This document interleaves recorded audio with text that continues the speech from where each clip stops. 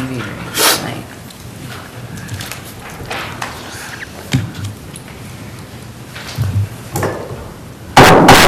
Call the meeting to order. Please stand for the pledge.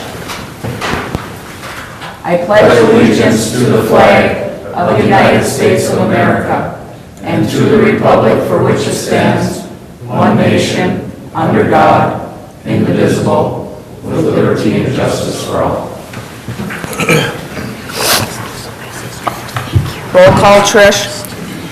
Mrs. Brew? Here. Mr. Kramer? Here. Mr. Menegini? Here. Mr. Oja? Here. Mr. Pop? Here. We're going to move on to the approval of the agenda. We do have an addition under appointments and presentation. Ryan Susi from QPAD is here to give a presentation.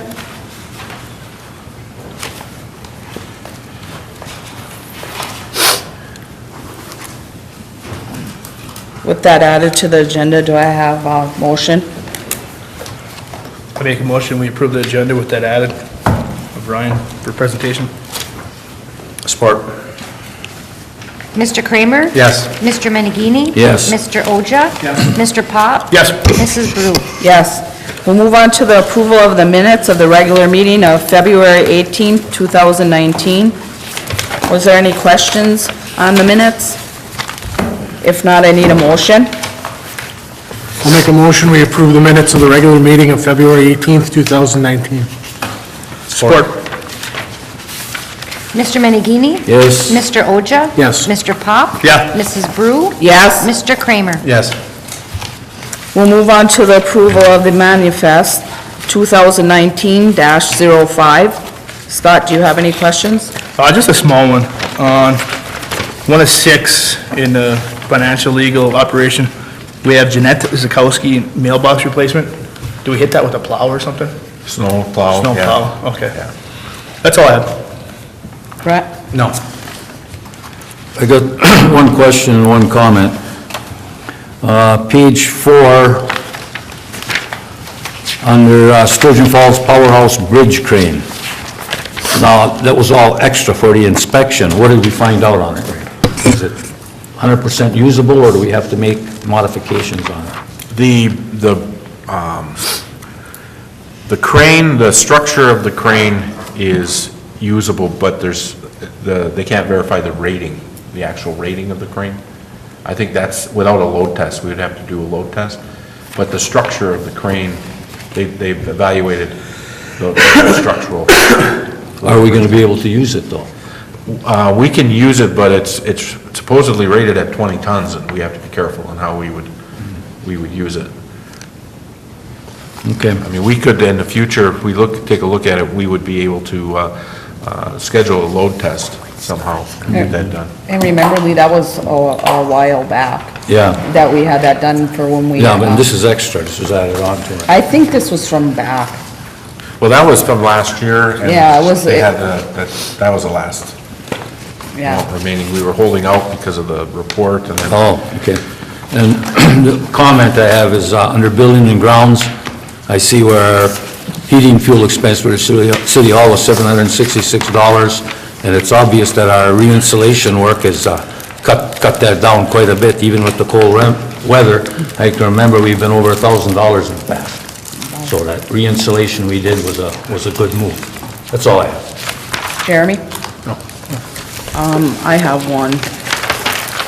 On 2 of 6, under major streets and local streets, it says Compass Minerals. I'm taking, is that salt or is that sand? No, that would be salt. Okay, one was for $10,911 and one was $5,455.95. Well, it would be one bill, but we split it between major and local. Do you know how much salt that was, or? I don't have the exact, Okay, just wondering, yeah. you know, I think that was actually 3 separate invoices, because we Was that- split them between major and local. Okay. But we can get that. yeah. Well, Just for curiosity. Were we pretty close on running out? Yeah, we were getting close. That's all I have. If there's no other questions, I need a motion on the approval of the manifest. I'll make a motion to approve manifest number 2019-05 in the amount of $241,011.74. Support. Mr. Oja? Yes. Mr. Pop? Yes. Mrs. Brew? Yes. Mr. Kramer? Yes. Mr. Menigini? Yes. If anyone in the audience wish to address the council on any agenda item, they may do so now. Okay, state your name and address for the record. All right, my name is Scott Sternhagen. Address is W5280 WK Road, Wellfleet, Michigan. Why I'm here is the audit. You can see the RP for audit services on the agenda. I just want to come give you a little bit of who I am and a little bit of our company. So we are with firm CLA, Clifton Larson Allen. You see the bid from us, and that, like I said, that's part of my company, so that I work for. Like I said, a little bit about us. We are a fairly national firm. My office is in Iron Mountain, and what we do is, I guess, our theory is from an audit standpoint is we specialize in government audits. So a lot of other accounting firms, audit firms, they'll spend a lot of their time doing taxes and so on and so forth. What I do governments every week of the year. That's all I do. That's all. Everyone on the team that would possibly come to Norway would be strictly government auditors, and that's how we feel like we're specialized in government. And as you can see from our proposal, I think we do over 2,700 governments. Clifton Larson Allen. We used to be Schenck. We just merged with Clifton Larson Allen effective 1/1/19. So you might have heard of Schenck before. That's who I was with. And now we're CLA, Clifton Larson Allen. So like I said, we do a lot of governments, and that's what we specialize in. So that's really all I was going to say. I know you normally don't ask questions and go back and forth with the audience, but I just kind of want to give you a little bit of what we do, who we are, so you can put a name to the proposal. Let me see it. So. Thank you. Thank you, Scott. Thanks, Scott. We have no public hearing. We'll move on to appointments and presentations. Ryan Susi from QPAD. Welcome, Ryan. Hey, thanks a lot. Thank you very much for accommodating me. I apologize for the miscommunication there on my part, and appreciate you taking the time to hear about this presentation. So, just bear with me for just a moment here while I get my screen set up. Should get fired up very quickly. Well, I'm here to talk to you about public participation appointments, and this is a process that we're just going off the ground here.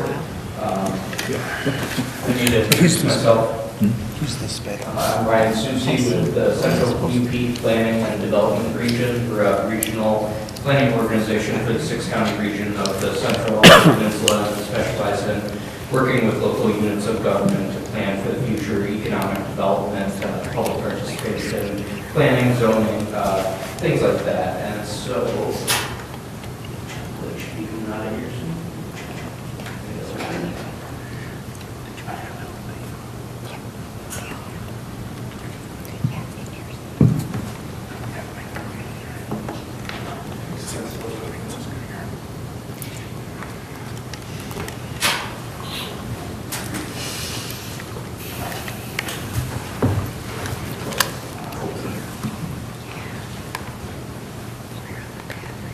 Well, we had this issue before.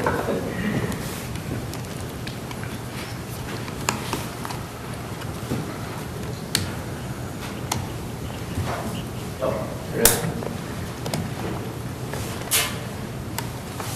That little bit's usually open every time I look for this, so. There it is.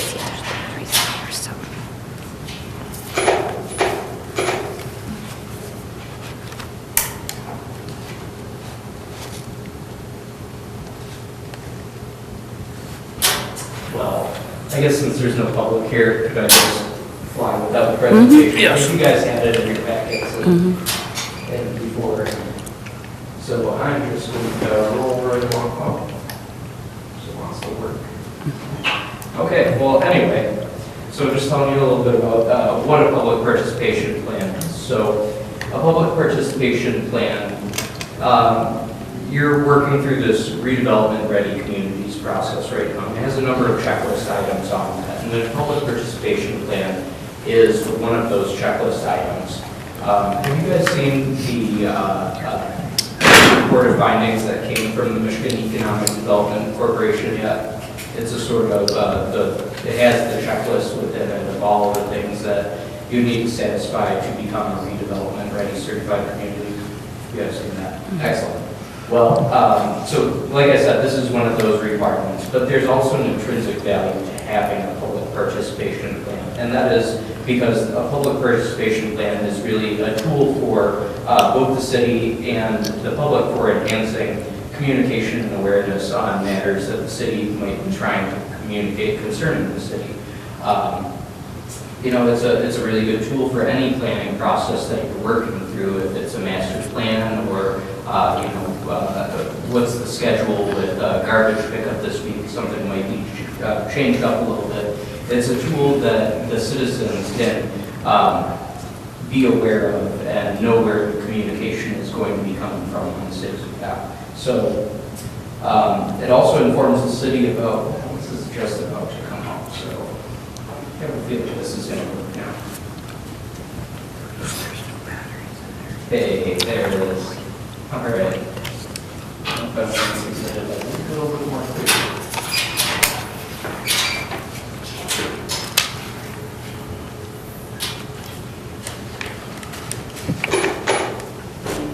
Oh, okay. Well, it won't set it there.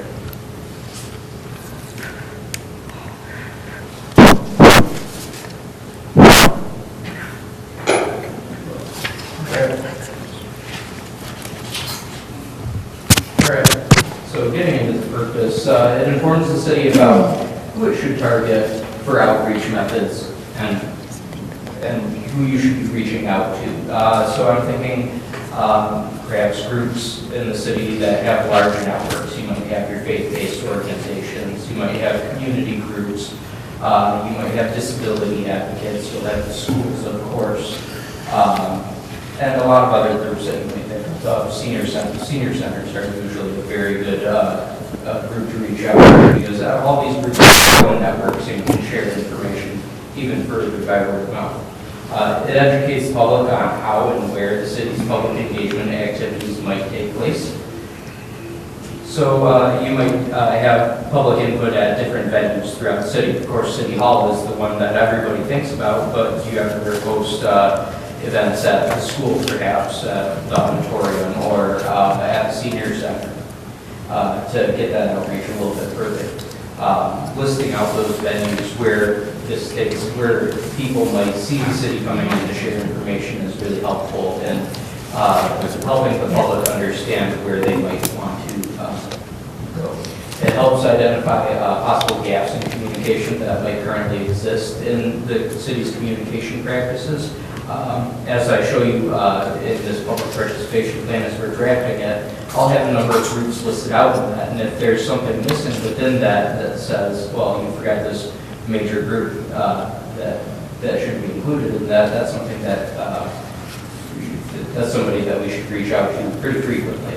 Hey, Ryan. Yes, sir. Oh. These people on TV are going to have a hard time hearing. Fantastic. Okay, I appreciate that. Thanks. Is it turned on already?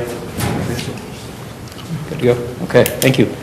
It sets goals for the future with attainable objectives and encourages the city and its residents to improve in its engagement efforts. So I'm thinking, you know, do you have a hard time reaching out to youth? Does the youth population in Norway turn out to public meetings to give their input on issues that are relevant to them? Probably not something that happens so much because we don't really see that very frequently across any community, but there are ways that we can perhaps enhance that participation. And that's an important thing because in planning for the community in the future, you want to see the youth returning to Norway after they graduate from college, say, and coming back to a community that they really feel like they've had a chance to bring in some input, and so they can see the kind of place that they want to return to. So those are a few of the purposes of that. So I'm going to go into a few topics that I'm going to cover in the public participation plan, but these are particularly the things that I would like to see some feedback from the public on. So it's kind of public input for the public input plan. And so I have a couple of draft goals, a list of some basic stakeholders and the methods and tools that I've researched a little bit to see that you currently use that I'm going to be including in there. But if I've missed anything, I would like it if you guys could speak up and let me know if there's anything that I can add to this.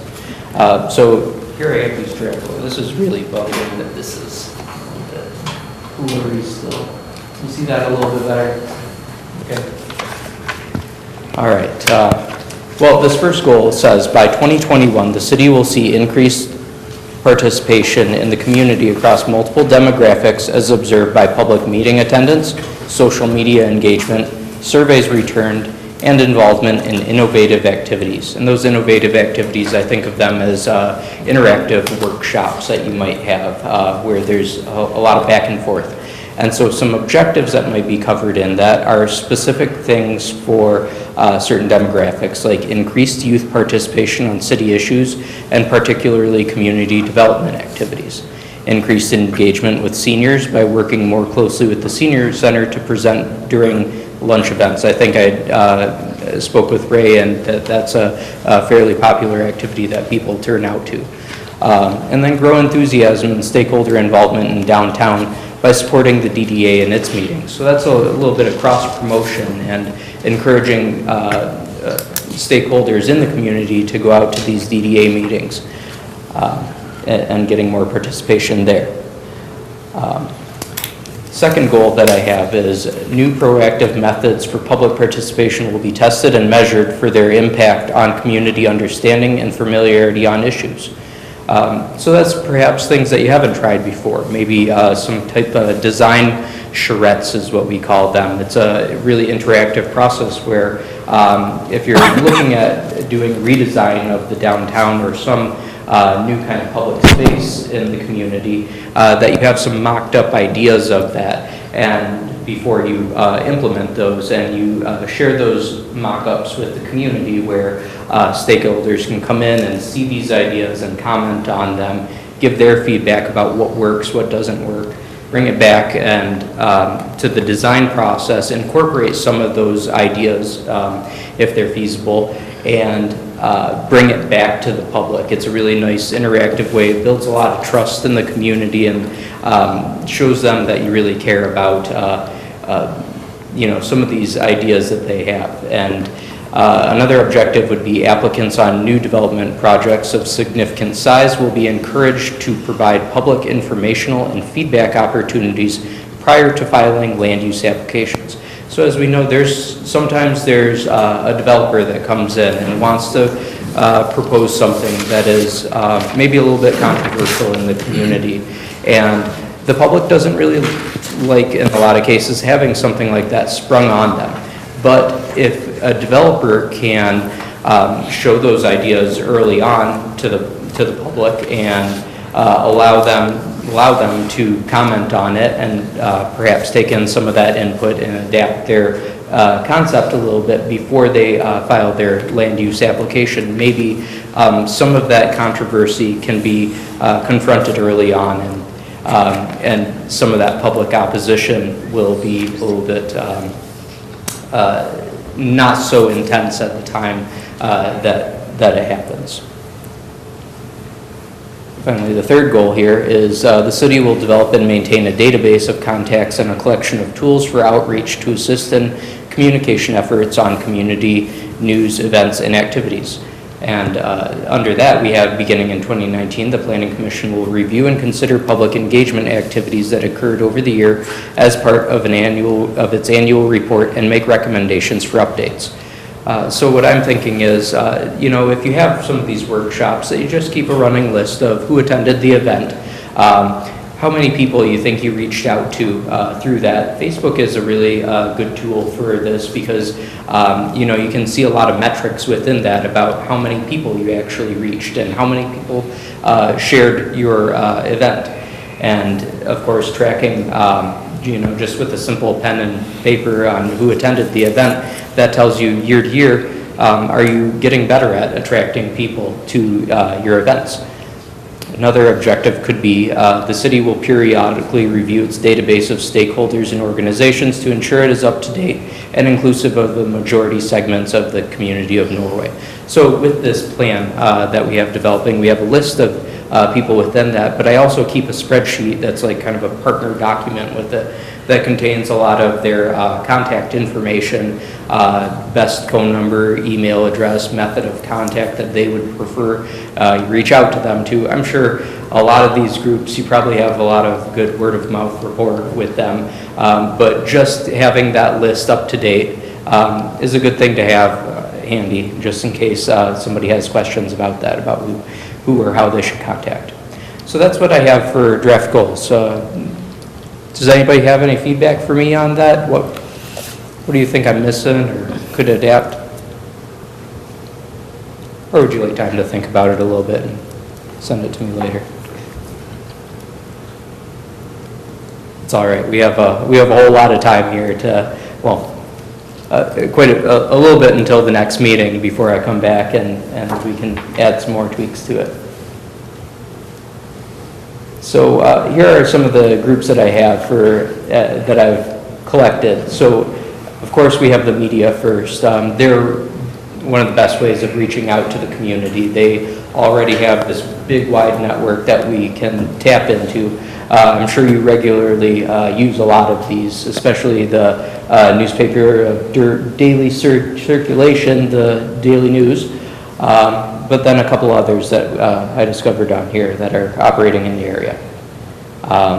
Dickinson Area Community Foundation, Dickinson Iron Community Services Agency, Norway Area Community Foundation, American Legion, Masonic Lodge, VFW, the Lions, and of course the schools. A couple more schools. We have a number of churches within here. The Dickinson Area Chamber of Commerce, Lois Ellis's group, the Dickinson Area Economic Development Alliance, the Norway Downtown Development Authority, the library, St. Vinny's, and Norway Vulcan Senior Center. Those are the groups that I have so far. So if there's any major ones that I left out in that, please let me know, and I'll make sure they get added in there and I get their contact information. And then some of the methods and tools that, these are the, I divided them up into traditional methods that are ones that communities typically use, and then these proactive methods that are starting to be more emerging modern types of ways of doing community outreach. And so this is also how redevelopment ready communities breaks these types of activities up. So I know that you do pretty much all of these things here in the traditional methods, and I do see you guys have a pretty active Facebook that reaches a lot of people. I believe you have about 1,200 people that you reach out to on a daily basis with the city's Facebook, which is excellent. But this one-on-one stakeholder interviews and focus groups, Mr. Anderson mentioned that he does interviews, or he does focus groups with students at the school. That's a really good way of doing that. And community surveys. You have a current survey running right now on the city's homepage, and for those people at home, I would really encourage them to go to the City of Norway's municipal website and check out the survey. I'm going to have a link on the next slide here. And so, so what do you think? Did we miss anything that was important in all of that to get some additional feedback on? I think we're trying to figure out ways of getting more interaction and more feedback. You know, some of the traditional ways, drawing people to us hasn't been overly successful. So I think that's one of the the keys will be for us to figure out how do we Communicate. communicate, how do we reach out, how do we get feedback? Yeah, so perhaps I should add another goal or objective for a way to make things a little bit more enticing in a way. That could, yeah, I could see something like that. So I'll bring that back to the workshop and work on that. So right here we have the link to the Survey Monkey, and it's this is how you access the online survey, and it's surveymonkey.com/r/NorwayMI. And again, you can find that from the municipal website. But if you have any other feedback for me on any of the things that I mentioned today that aren't included in that survey, feel free to email me at my email address, and it can be found at rsoucy@cuppad.org. And I will be here at the next meeting on the 18th, on March 18th. Actually, we're going to have to rethink that. We're going to look at my schedule and then figure out the next time that I'm going to be here. Well, the next meeting, get-together, we want to have stakeholders. We want to have more of a work group. Absolutely. Yeah, and to get more interaction on some of the feedback. But as far as the Survey Monkey, Trish, correct me if I'm wrong, but isn't that the one we did about the website? Yes. That's over, that should be pulled from the webpage. Oh, okay. Oh, okay, I thought you did. Yeah, we special did list. that December-ish, January, so that we get feedback for our redesign. Sure, okay. But that brings up a good point, though, and I did take a look at, just out to Survey Monkey in general. I mean, we aren't members. I mean, we haven't signed up for Survey Monkey. This is something that the company we're working with put together for us. Okay. And that might be something that we want to do. I know the school uses it very effectively. Some groups I'm with, they also, they do it on a monthly basis. It's just really short, boom, boom, and pick items to get members' feedback. So that might be something that we might want to consider moving forward. Sure, yeah. We'll let it go through this process to see, but that's... Absolutely, yeah, it's definitely a quick and easy tool, and that would be definitely one of the tools in your toolbox then after a while. It's currently something that you can partner with QPAD on. We do have a Survey Monkey account ourselves too, so in the meantime, we can definitely get a survey put together very quickly and working with this process here. So I believe that's it. I had some dates on here. But these are all subject to change, so I won't even bother mentioning those. But if you need to reach out to me, you have my contact information here, and again, my email is rsoucy@cuppad.org. Thank you very much. Thank you, Ryan. Thank you, Ryan.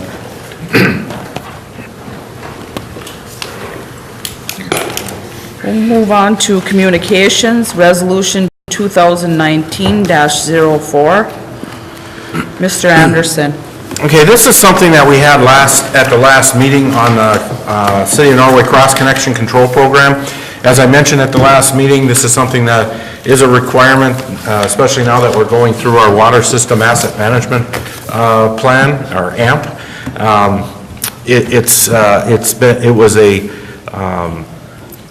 It was a follow-up. There were a number of items that we needed to complete. We have in essence completed everything. This is the last item to complete. At the last meeting, what I presented was a model cross-connection control program, and the council wanted me to do more work on that program, and they tabled it. And I did not include any of that work in this report. I'm just giving you a verbal right now because, quite frankly, if you remember how many papers we had at the last meeting, which was roughly about this here, everybody see, this is now my working document. I've been spent the last 2 weeks pretty extensively working back and forth with the DEQ. Now, there's some good news and some frustrating news. On the good news front is that there's some room, as I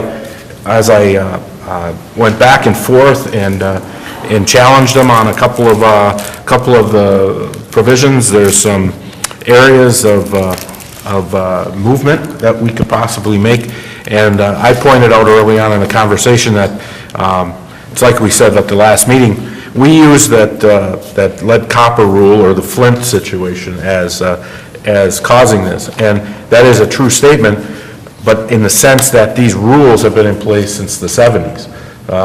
These rules came out literally with the Clean Water Act federally, and then it transferred down into the state. And so a lot of these rules have been in place in Michigan for a very long time.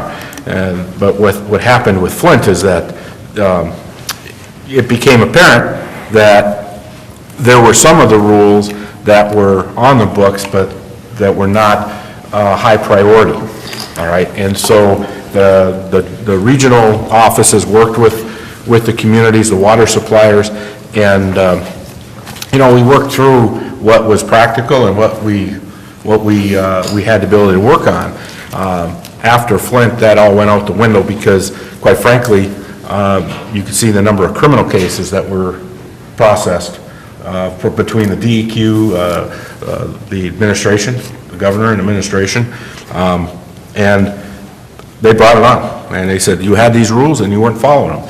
So I made a point to say, look, at your model program is, it may be what you think you want us to have.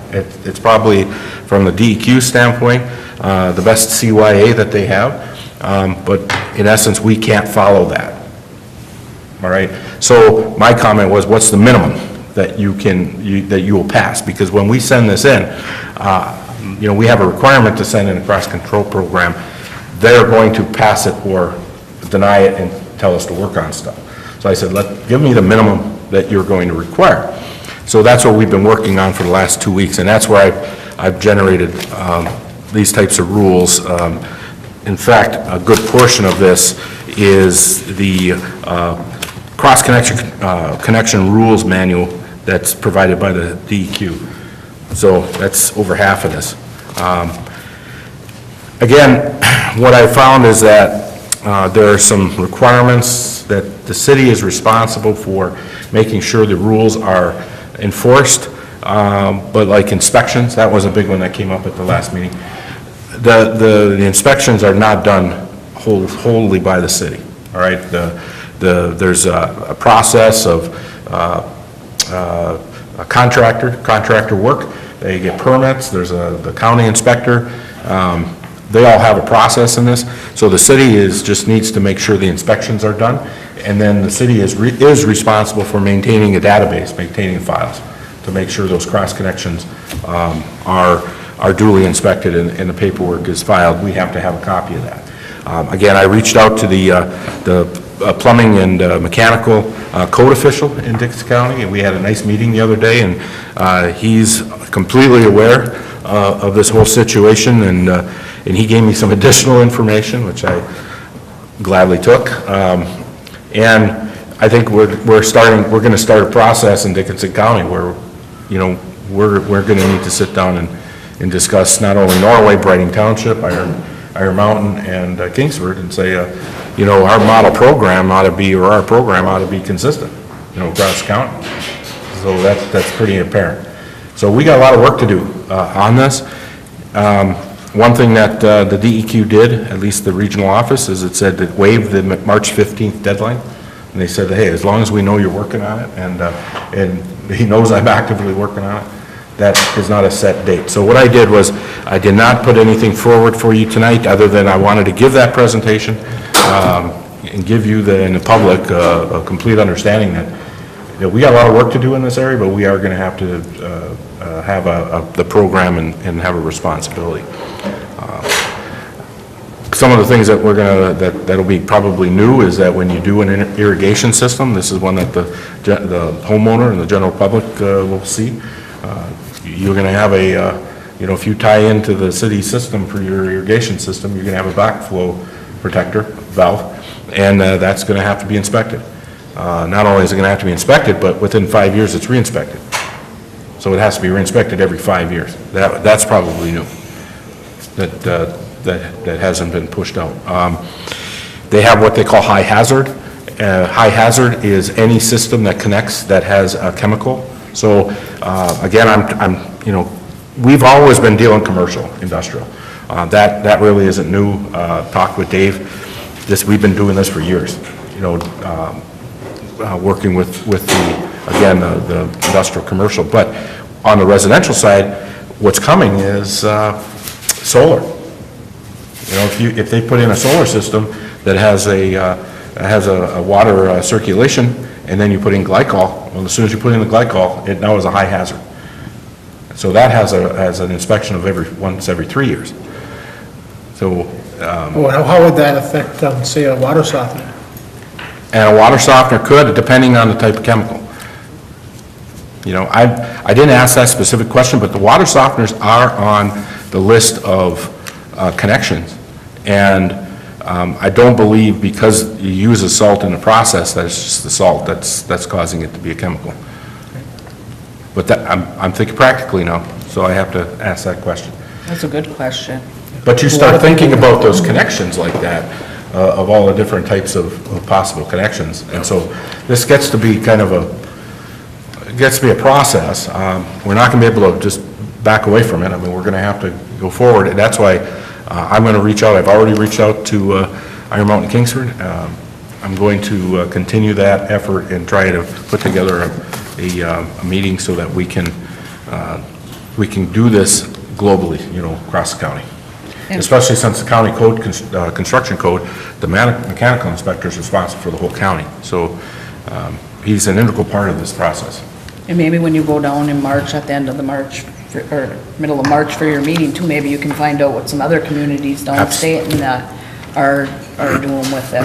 Well, absolutely, and where this is really coming out, and I'm curious to see if other communities have had this experience, is that, again, with Flint, with the lead copper and the rules, we are all focusing on the new rules put through with this lead copper rule.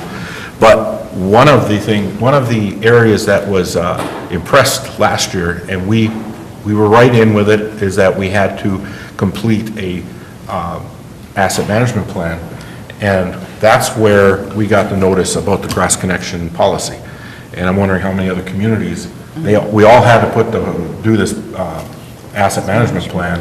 I wonder how many other communities have got that notice, and how many other communities are working on this right now. So we'll start, I wanted to go through this effort just to get a complete understanding of it, and then also, now I get a chance to reach out and find out who else is going through So this. it's probably a good thing that we tabled it. Oh yeah, it's absolutely a good thing we tabled it, and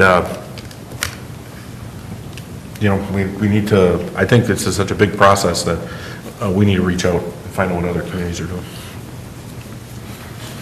So as far as the tabling, if council just review, not to bring it back until I'm ready. Yeah. Because I have no idea how long it's going to take. Is everybody all right with that? Did they give you a time extension, Ray? They gave me a time extension, they didn't give me the time. No. I don't think he wants to put a date on it, because I think he understands what the kind of questions I was asking. This may take longer than he Provide knows. that you're active with it, that you're As still. long as I'm active with it. And I'll continue to, they're an integral part of it, because they have to approve it. So we'll continue to dialogue with Marquette. Any other questions on that? So since we didn't table it last time, we We defeated it. postponed. Oh, yeah, you're right. So we should do this here as the resolution, just do a motion to table tonight? Because it's on the agenda. We have to do something with it. You're correct. I mean, table it without a date to come back. Right. I'll make a motion, we table resolution 2019-04. Support. Until further information is available. Support.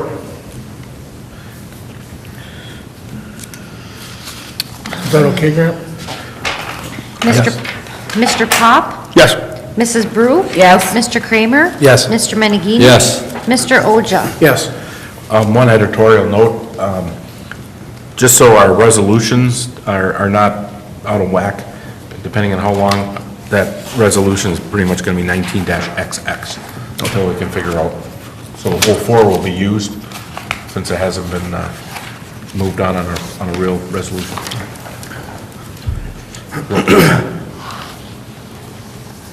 Okay, we'll move on to approval of special events application, Norway Community Easter Egg Hunt.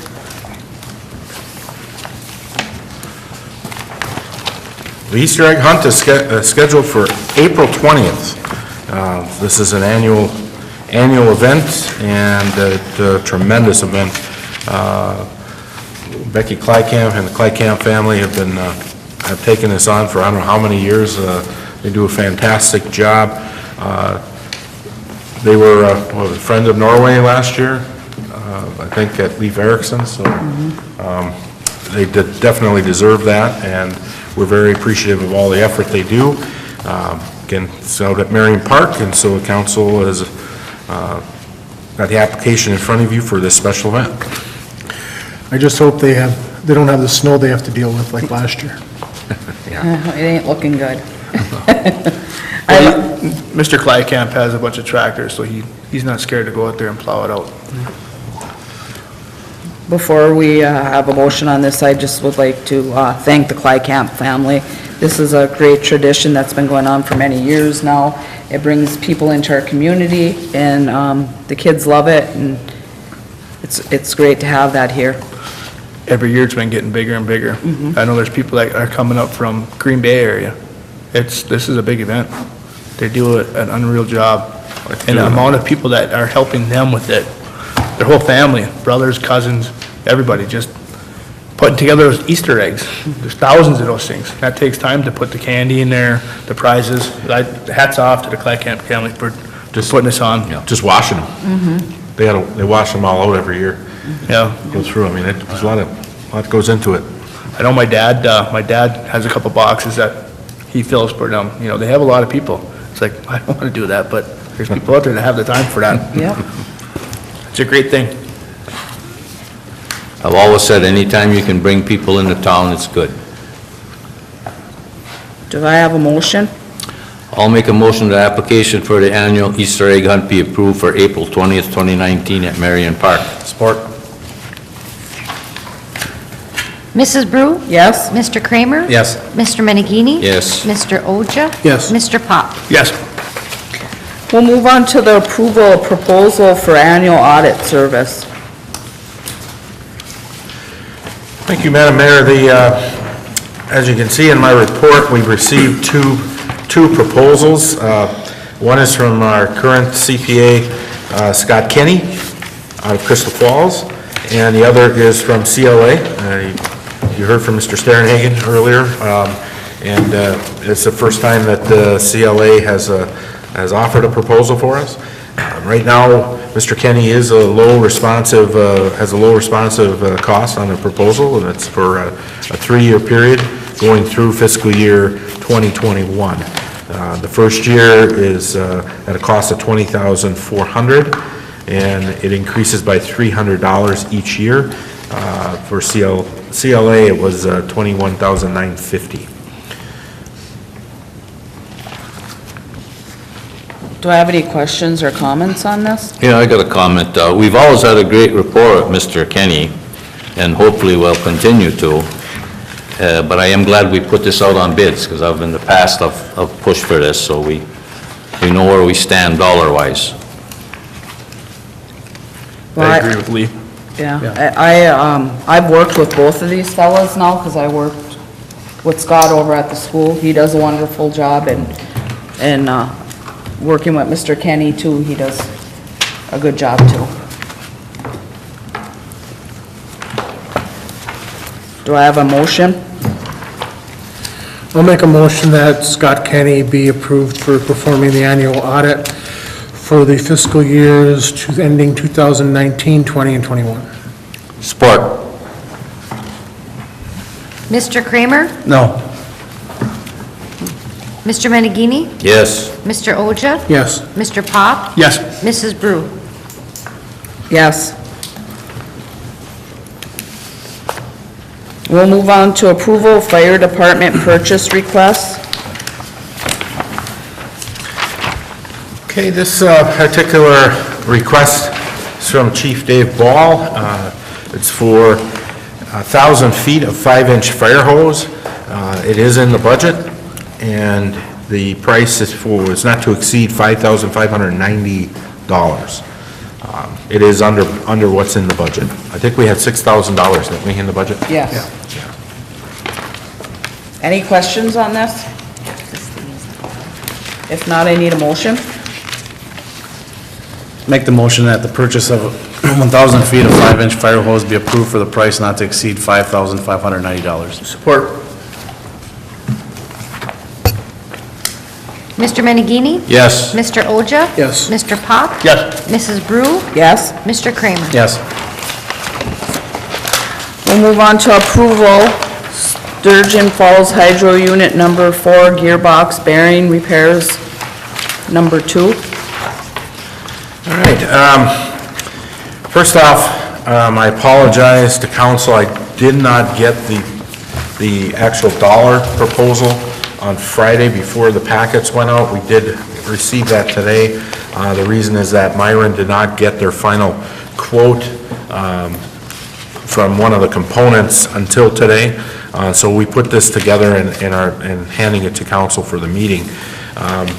This particular change order number 2, is you can see in the report that, or the change order request provided by Myron.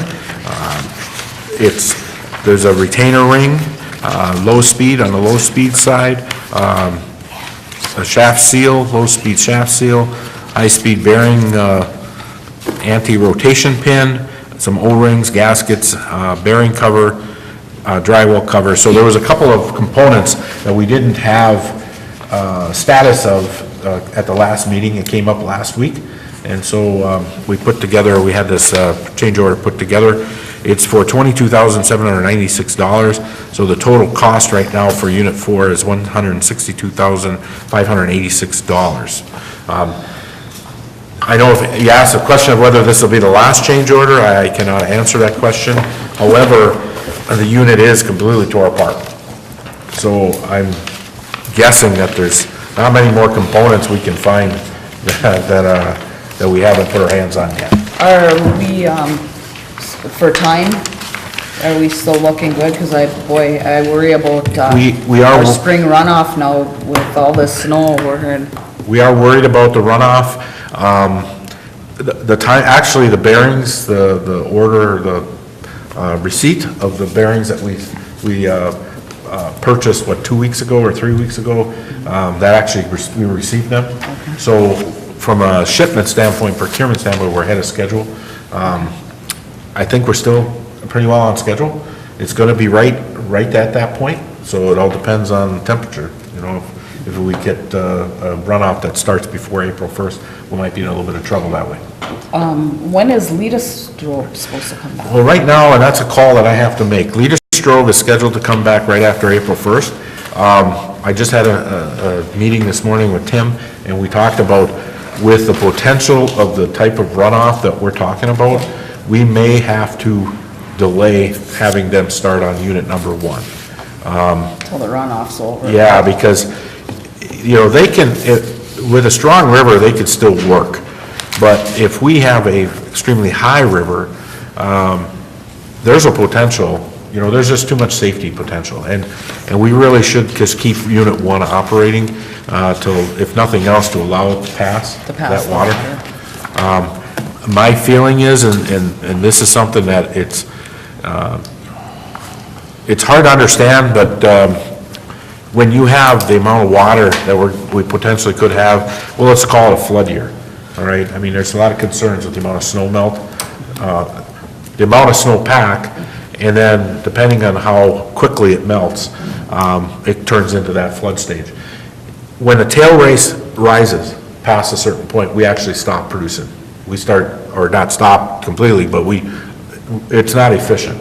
So the more water isn't better. It's all based on the amount, the consistency of the flow at a certain amount. So we're concerned about that. We think that the water's gonna be high this year. Right, We really and do. you could have the potential of the dam flooding, right? Yeah, I mean, we hope not, but that could happen. we should probably keep in mind, keep that Unit 1 operating, if nothing else, to allow it to pass the water, because we think that we're going to have a lot of water coming, because the snowpack up north is more than what we have, and you see what we have. It's coming our way. It's coming our way. So, I don't know today, but by the next meeting, definitely, we'll have a plan. So, that was one of my calls, that's one of my calls this week, is to organize. I don't know if anybody else wants to be in on that conversation, but I definitely want to make sure everybody's aware of the potential problem. Any other questions? If not, I need a motion. I'll make a motion, change order number 2 for the Sturgeon Falls Hydro Unit number 4 be approved from Iron Construction for a material price not to exceed $22,796, bringing the total cost to $162,586. Support. Mr. Oja? Yes. Mr. Pop? Yes. Mrs. Brew? Yes, Mr. Kramer? Yes. Mr. Menegini? Yes. we'll move on to the approval, Sturgeon Falls Hydro Unit number 4, gearbox and bearing repairs, temperature probes. This particular item, again, is a request that came through the department, and we have a proposal from FDS. Jesse handles our SCADA and electrical work down at the hydro, our sensor work. And I had an issue down there, I don't know how many months ago, where it was requested from the department to have some monitoring. And actually, with what we had with this gearbox, we monitored one side of it, we didn't monitor the second. So what the request is that we add a sensor probes into the gearbox so that we had both upper and lower areas. Does that give you the warnings then, if Yeah. something's going on with it? Yeah, when the temperature starts going to a certain level, it'll give you the warnings. Now, one of the questions was, and we talked about this early on in this project, is that we were going to put this back together and then really search for long-term answers to whether we wanted to continue with the high-speed gearbox. We're not sure where we're going to be with that. We don't know if this will last 6 months, 2 years. But couldn't we take them probes off of there? Was part of my Yeah. recommendation, is that, they can be reused, they can be, we can apply those in other situations. So I think, especially if this Unit 4 can run give us a couple, 2, 3 years, I think it's worth having that protection. Because that was one of our problems on this one. We did not have the whole thing censored. Do you think we should do that right away, or do you think we should wait till 4 is up and running? Well, we would want to do it before it's up and running. Okay. Is this going to impact Myron's schedule or Myron in any way? I'm told it's not.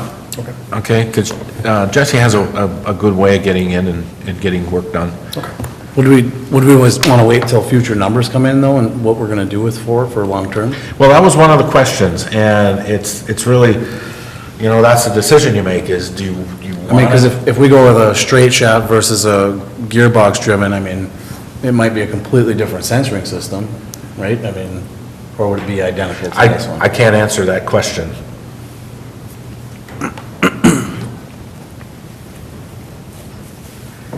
If you would like to have me investigate those questions, I can. I guess I would like to see, if we're going to go forward and we're going to do something different with that hydro unit, yeah, I'd like to see it censored, but if it's not going to work in that next application, I'm not sure. Is there, sorry, Brett. No, that's fine. Is there, these sensors, is that something that is gonna help though when we have the high water, when the high water in that comes?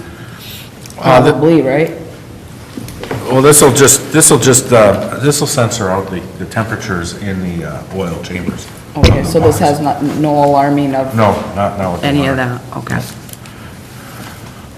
Now, I think what Brett is referring to is that we really need to look at how are we censoring Unit 3. I mean, we still have censoring, we still try to keep track of temperature changes within that unit. And I mean, the sensor probes can be used in multiple different. Yeah, because that'll be part of that, preventive maintenance as we go forward in all them same units, if it was all censored the same, or if there was differences in them. The censoring, the components can be reused, all right? What probably is going to change is the programming. I mean, that has to be, that's part of this price, is the programming and getting it, that all has to be changed based on the configuration.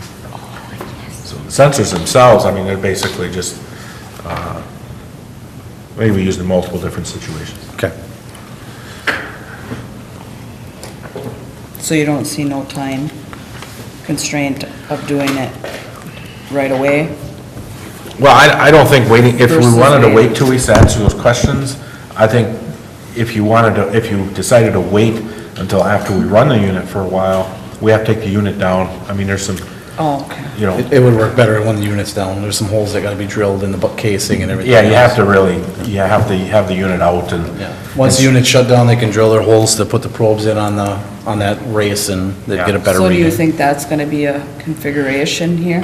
Well, my recommendation, as I wrote in a report, is to have this installed now, because we can, reuse the equipment down the road, depending on what we do. Just a different sensor. Same Well, sensor, different program. We'll have to reprogram it, that's all. Same sensors, different. Because you don't program. wanna take the machine back down if we already got it down. No, I And mean, you're not you'd gonna be wait able to till. do that. And actually, from a quality assurance standpoint, we're not quite sure that first 6 months, it might be worth our while to have those sensors. It'll give us a good idea what kind of, how it's operating. Where we're at, Yeah. The first 6 months are gonna be the most crucial on that new bearing. And So you probably want them in at first 6 months. yeah. I guess my opinion is, I think we should go ahead with that. I don't know how everybody else feels, but Make a motion that FDS Electrical be approved for the price not to exceed $8,875 to provide temperature probes to the gearbox on Unit 4 and to configure into our existing SCADA, option 2. Support. Mr. Pop? Yes. Mrs. Brew? yes. Mr. Kramer? Yes. Mr. Menegini? Yes. Mr. Oja? Yes. We'll move on to the approval wastewater treatment plant project electrical modifications. Okay, this particular request, again, this is outside of the original project scope. We did have a meeting, a project meeting, with Brett and Scott. We were at that meeting. We did talk about this particular project, and it was suggested to move it forward and get this electrical in place. There's a modine heater that we're going to put in the chemical room. It's required for the chemical room. There's some outlets that need to be installed, and then there's outlets out on the, so some of the valves out by the clarifiers that need to be wired. Why wasn't this in the original project? I cannot answer that question. It wasn't pre-existing. There was not pre-existing outlets where these outlets now need to be provided. It's down on the lower system, and it's because of the valves are different on this one. Yeah, and it wasn't requested, I think. No, is one. right now, they just freeze up, and they worked on it for like 3.5 or 4 hours on freezing it the one day, where a simple just having an outlet next to it so they can plug in a heater would make a big difference. But you There's don't, extension cords running. Yeah, there's all over extension that. cords running now. Yeah, we're trying to eliminate this extension. Yeah. cords. OSHA would appreciate that. Especially when you're going through there with a snow blower.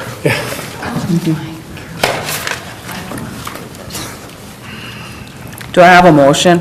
I'll make a motion that B&B Electric be approved to provide electrical work at the WWTP for a price not to exceed $3,111, and that the modine heater be approved for purchase at a price of $565. The total price for this project is approved at $3,676. Support. Mrs. Brew? Yes? Mr. Kramer? Yes. Mr. Menegini? Yes. Mr. Oja? Yes. Mr. Pop? Yes. Even though that wasn't part of the project, it still amazes me that we have a project that we paid that much money for, and we still have these issues that we're putting into it. I agree with you 100%, Mrs. Mayor, and I really can't believe how many issues we've had with this project. Just, As being part of the committee, I'm not happy with the whole project. I'm really not. Ben, well, just not happy with you're not alone. the project. It was There's done definitely- in 2000, when did the project start? 2013 with all the startup of, or 2012 or something like that? It was before my time that I was on the council, but being involved with this, it's just, there's a lot of things that are just not right. We have nobody in the audience.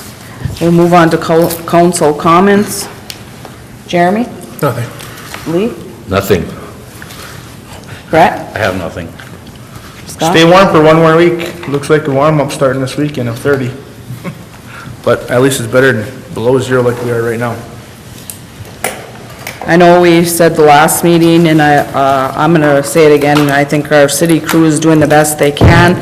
I know there's still a lot of impatient people out there, you know, I understand when we go on the side roads and some other places, the banks are high. Just be patient with us, we are trying to get to all of that, and eventually we will, unless we continue to keep getting snow. Ray? I just want to go follow what you say about the banks, about the patients. Be careful when you're driving. With the snowbanks and the corners, definitely treat all intersections as a yield, if not a stop, because you just can't see, and we get every day we're getting calls about taking banks down, and we appreciate that. We appreciate everybody's patience. The fact is that we have 5 guys and 1 loader, and this week we're going to hit the highway. Up until this last week or so, we really haven't had a break. I mean, we go 2 days and then we get another snow, and 2 days another snow. Our first priority is to get the snow off the road, so you can drive. The second now is to go out and really get after, some of the snow banks. But we have to prioritize it. We just have to. And so we're not going to get into every neighborhood. We're not going to get every call right away.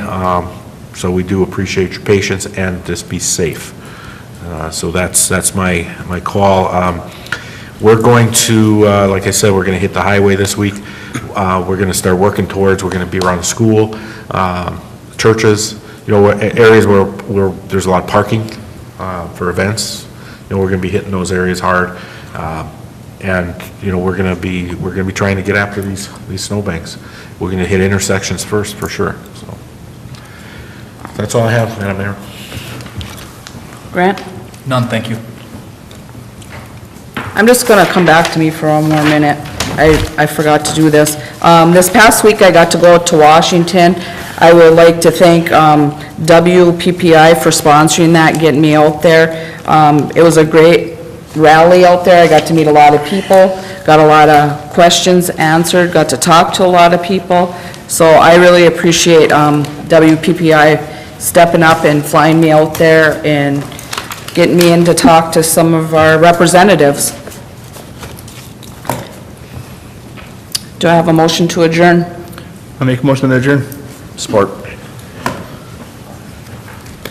Mr. Kramer? Yes. Mr. Menegini? Yes. Mr. Oja? Yes. Mr. Pop? Yes. Mrs. Brew? Yes. Meeting adjourned.